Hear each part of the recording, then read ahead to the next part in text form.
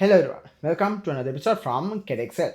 Today I'm going to discuss how we can measure the order of the reactants using the data given in a table, or simply you can say the graphical representation of order of a reactants. So the previous video I'll put a link in the description and you can use a pop-up banner. So we calculate the order with respect to each reactants using the data given in a table.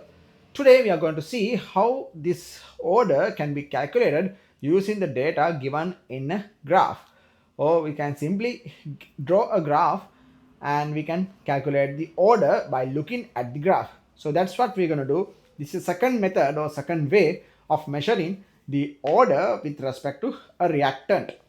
Now to begin this with, right, we have something like this. So to represent the rate expression, right, we can represent the rate like this. Rate equals, let's say a chemical reaction, something like happens like this. Let's say just A goes to B. So if A goes to B, right, we can write the rate of this reaction in two methods. The first method is we can write rate equals K A to the power X. That is what we have to find. Or the second method we can write the definition wise, rate equals delta Ca, concentration change of A divided by delta T. So with respect to reactants, I wrote that. So we can use both methods. So by drawing a graph, we can get an idea how this order will change. For example, let's say if X equals 0 or order is 0. We'll discuss in the next video what are the things we can get from the rate expression. The rate expression can actually be 0. The rate can actually be, order can actually be 0 as well. So if X is 0, from the first method, rate equals K A to the power 0, which means A to the power 0 is 1. Rate equals K. Which means if you draw a graph between concentration of A with the rate, no matter what is the change of the concentration, the rate remains constant. So the rate expression, rate with respect to concentration, would be something like this, right? So the rate will not be changed no matter what's the concentration of A. So when you draw a graph between the rate and the concentration, if you get it a horizontal line, that means order with respect to that particular reactant is 0, right? If you come back to this one, if you draw, now the rate is constant, so constant rate. So if you draw a graph between, now in this case, concentration versus time. So this is the concentration, this is the time.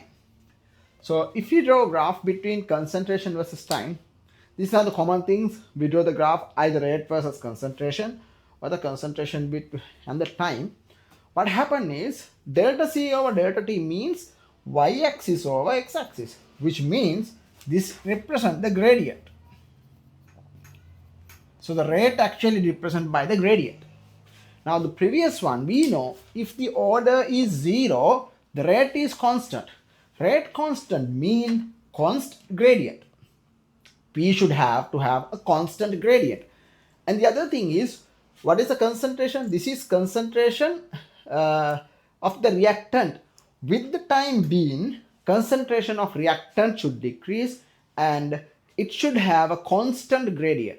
So rate would decrease, the gradient would decrease, but it should be a constant. So decreasing the concentration with the constant gradient means something like this. So constant gradient, concentration decreases with time, but it has a constant gradient.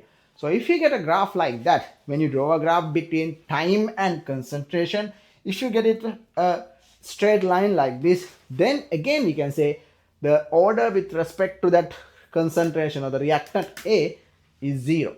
So this is the first type where order becomes 0. The rate versus concentration graph is like this, a horizontal line, and the concentration versus time graph would like this. That happens only if order is 0. Right. We'll go to the second one. If x is 1, right? If x is 1, the shape of these two graphs gets differ. That is also commonly asked.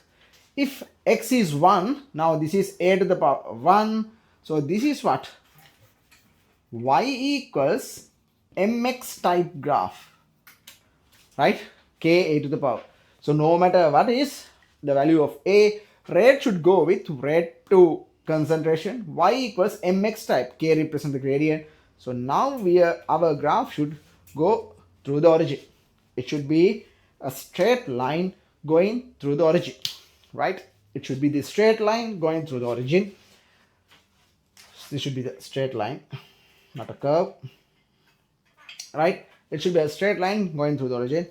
If you ask to draw a graph, right, between the concentration and rate and the concentration, and if you know that rate gets increased, or if they say it is first order, make sure to use 0 and 0. This point is a must, right? Because rate should go through the origin, or the graph should go through the origin. So it is a must to include 0, 0 point. This would be the graph. Now what about this? Again, the rate would be the gradient. Now the rate gradually increasing when increasing of concentration. But we know with the time being, concentration decreases. So if the with the time being, concentration of reactant should decrease, but the gradually increasing the rate, this should happen the other way around now. What happened? With the concentration, with the time, concentration should decrease, but in order to have a gradual decrease of the gradient. This one is gradient, is the rate is increasing. So the graph would always be something like this. Graph would be something like this, a curved graph, right? Something like this. The graph would look like that. In first order reaction, we have a very nice concept here. There is something called half-life. Always we say for the first order chemical reaction, the half-life is constant. What is the meaning of half-life? Half-life of a chemical reaction means the time taken to decrease the concentration of the reactant to half of its initial value. The half-life doesn't depend on any other factors like temperature, pressure, right? It doesn't change.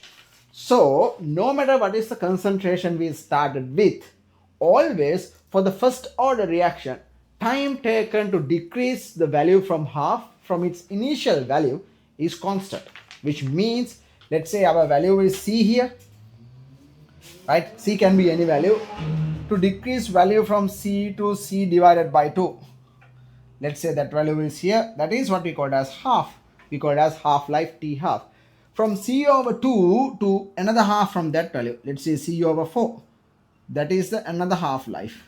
C over 4 to half value of that one, T half. C over 8. All these values are constant. So if you draw a graph and if you see it like this, this is always a first order reaction. Now when you draw a graph like this, they always ask to measure the half-life, and if the half-lives are equal, or at least they should have a similarity, like you can have 200 seconds and 190 seconds or 195 seconds or 205 seconds, that doesn't matter. We might not get exactly 200 second like that, but it should be much similar. Normally if the half-lives are constant, then we say that particular reaction has the order 1. Okay, so this is the second type. When the order is 1, the rate versus concentration graph should go through the origin. The concentration versus time graph, this should be the shape, and we draw from the shape only we might not be able to get, we can easily guess it, but we might not exactly confirm it. So to confirm it or to verify it, we have to use the half-life. Half-life is the time taken to reduce the concentration to half of its initial value. So T half should be the same. So this is the second one. What is the second one? When the order is 1, right? One last thing, that is what happens if order is 2.